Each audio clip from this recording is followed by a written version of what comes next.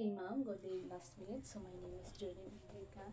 I am the reporter of Group 3. So, my topic is all about the Philippine taxation in pre-colonial period.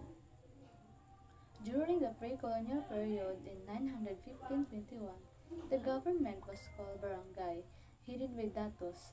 There was no nation government. No datos was strong enough to unite the archipelago into the nation.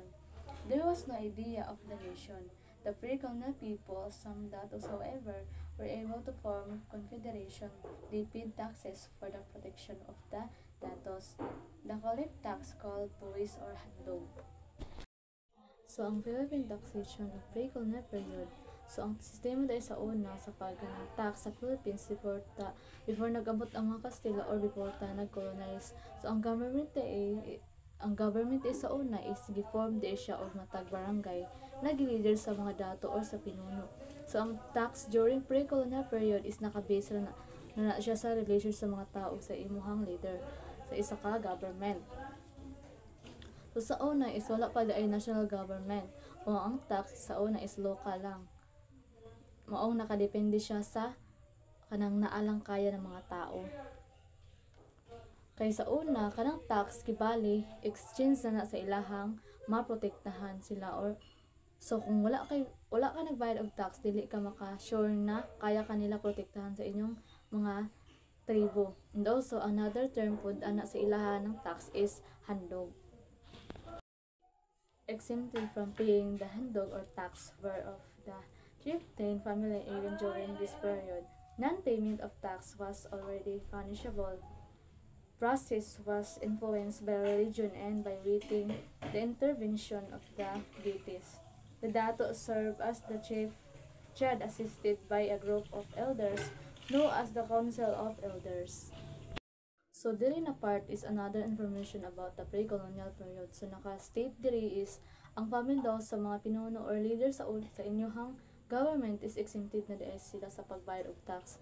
Kumbaga, dili na sila magbayad og tax. And also, kung dili ka magbayad og tax is naay mga consequences na pwede ka mapriso or maparusahan sa mga naay impluwensya na religion.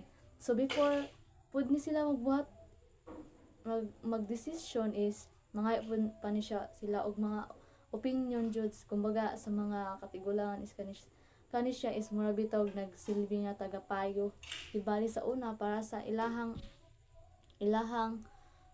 kibali sa una sa ilaha is kanang guide sa kanang leader nga mag-decide kung unsay ang buhaton. So diri is gi-state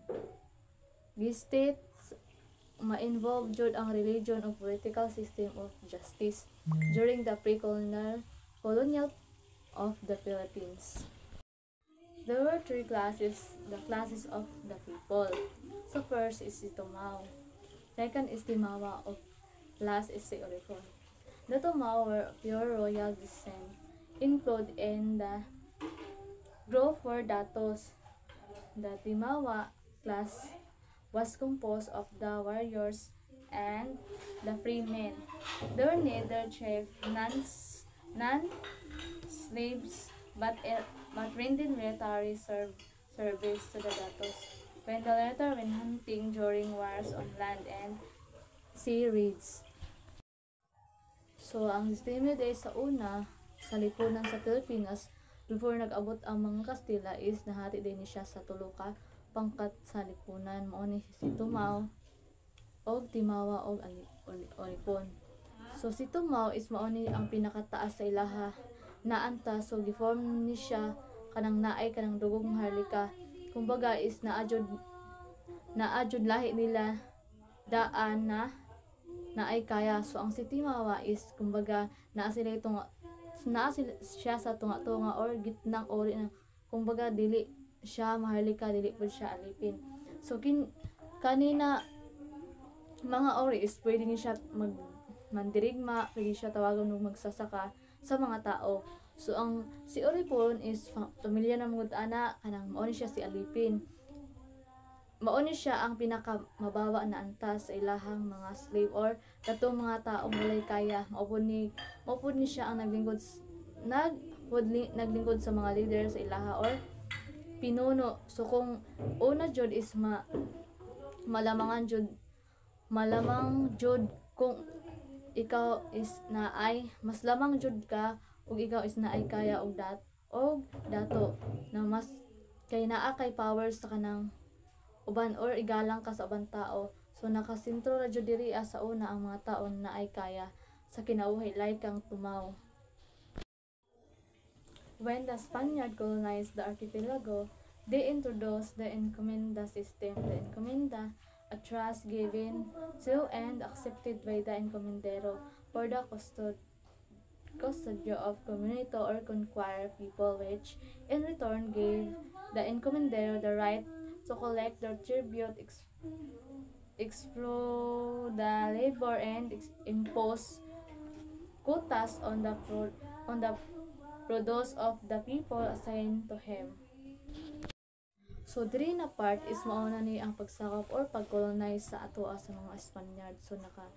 So sa kadaghang nag-colonize sa atoa is kani gyud ang pinaka worst jud na pinaka kanang madilim gani nakabanata sa kasaysayan jud sa Pilipinas. So ang mga Spaniard diri is naa sila kaugalingong rules na gitawag na enkomenda na gipatupad jud sa mga Spaniard sa Pilipinas. Kumbaga ang naa sila kanang karapatan nato tanan kung unsa man galing ilahang buhaton, include na dira ang mga pag-collect sa tax sa mga Pilipino ug pag-abuso nila sa quota sa mga produkto, and also kuhaan ang mga baligya nila na dili taron bayad.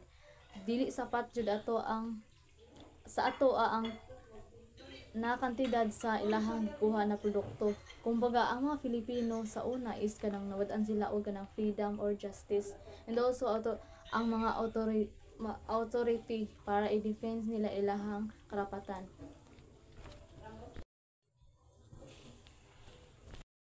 Every male starting at the age of 20 paid the tribute. Women started a payment of tribute all the age of 25. Both paid it until they reached the age of 60. So ang every male di ay sa una is mag-start sila og bayad og tax at the age of 20. Para sa mga babae, at the age of 25 both paid until maabot sila sa age na 60. So kani po na enkomenda rules ang regulation sa mga Spaniard isa ni siya sa ginagamit na instrument para sa pag-abuso o pagsamantala sa mga Filipino sa una. The Spaniard government later introduced the new income generating means through the Manila Acapulco Galleon. Trade restarted in 1565 and ended in 1815. The government acquired it fundamental income and generated business for the Spaniards. So based sa Philippine taxation, ang policy na taxation sa Philippines is based sa Constitution, first Article 6, Section 28. Gistate diri na dapat ang rules sa pagtax is dapat pantay-pantay o makatarungan o dapat na ay progressive na sistema sa pagbuhis, and also gistate po diri ng Internal Revenue Code, Republic Act 8424 o Tax Reform Act of 1997. O guban pa, mao ni siya ang pinakauna na batas na mamahala sa pagtax sa nation. Kumbaga ang kanina sistema sa pagtax sa Pilipinas is nakabisa sa Constitution na mga rules na gi-ensure jud nila na ay equal sa pag-abot sa taxes og makatarungan para sa pagbuhis sa mga tao.